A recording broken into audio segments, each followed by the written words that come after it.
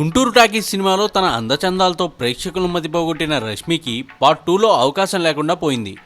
ప్రవీణ్ సత్తా దర్శకత్వంలో వచ్చిన పార్ట్ 1లో ప్రేక్షకుల్ని అలరించిన విషయం తెలిసిందే.